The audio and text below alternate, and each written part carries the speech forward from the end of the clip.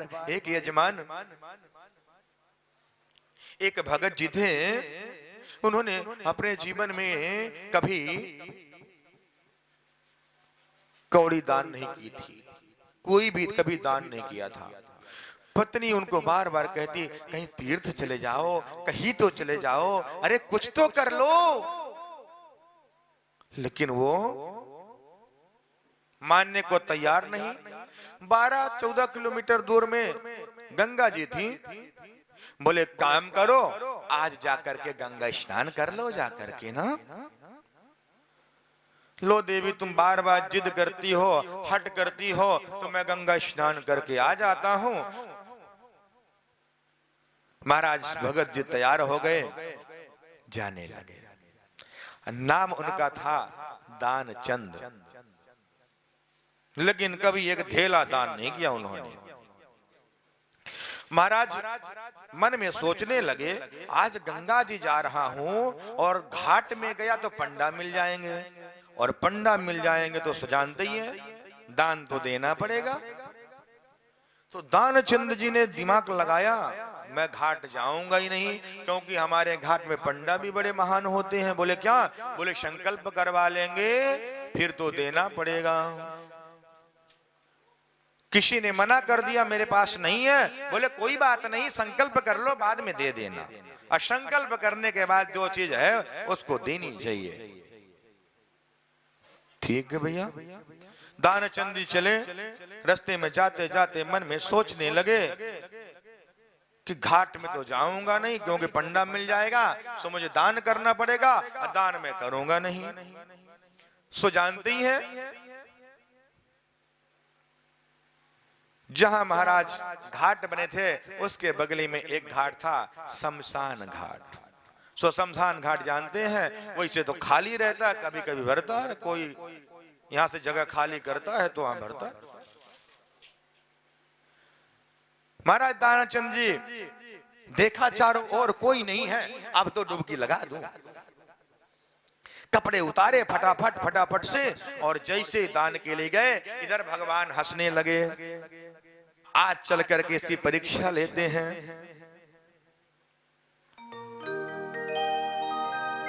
जैसे डुबकी लगा के बाहर आने लगे, सो भगवान प्रकट हो गए।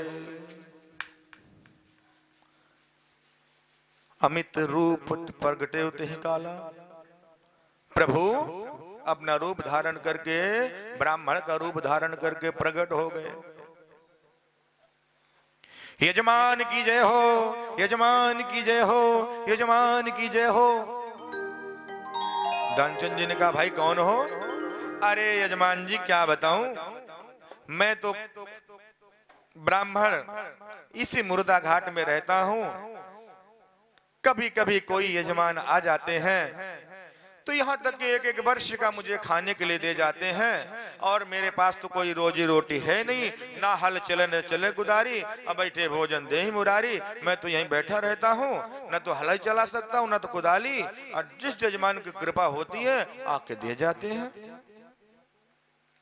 बोले भैया हमारे पास तो नहीं है, मैं भी कुछ देने वाला नहीं हूँ। अरे बोले नहीं नहीं कोई बात नहीं, मैं मांग नहीं रहा हूँ, मैं तो संतोषी ब्राह्मण हूं ना।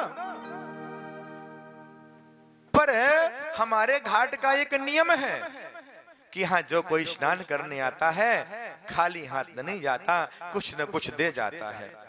दानचंद जी ने कहा, मैं तो कुछ लाया नहीं हूं। बोले कोई बात नहीं यजमान, आप नहीं लाए कोई बात नहीं, आप संकल्प कर लो, मैं ले लूंगा। उन्होंने कहा कि ठीक है। एक धेला पहले चलता था ना, कौड़ी छटांग धेला। उन्होंने कहा ज्यादा तो मैं दूंगा नहीं, एक धेला। उन्होंने संकल्प कर लिया कि एक धेला मैं दूंगा। अब इसके बाद दानचंद जी घर की ओर चल दिए। जाते जाते रास्ते में थक गए, सो पत्नी से बोले मैं थक गया हूं, भोजन पानी कुछ किए, इसके बाद जाके बिस्तर में लेटने के लिए जैसे गए, सो भगवान प्रकट हो गए उनके घर में जाकर के। यजमान की जय हो, यजमान की जय हो, यजमान की जय हो। सो यजमानिन बाहर निकली। जी महाराज। ओ देवी, दानचंद जी हैं क्या? बोले हाँ देवी। बोले उनसे कहो जा करके ब्राह्मण को कुछ संकल्प करके आए हैं। सो ब्राह्मण द्वार पे आ गया। पत्नी बेचारी सीधी साधी हो गई, बोली जी किसी को कुछ देने के लिए कहे आए हो क्या? बोले हाँ। बोले वो द्वार पे आ गए। बोले बोल दो जा करके कि यजमान बीमार हैं, दानचंद बीमार हैं। पत्नी आके बोली है जी वो गंगा जी गए थे, वो आकर के थक गए हैं और कुछ उनकी तबीयत खराब है, आप जाइए 2-4 दिन बाद आ जाना। महाराज ब्राह्मण तो बोले राम राम राम राम राम राम राम, यजमान बीमार है और मैं चला जाऊं? बिल्कुल नहीं जाऊंगा।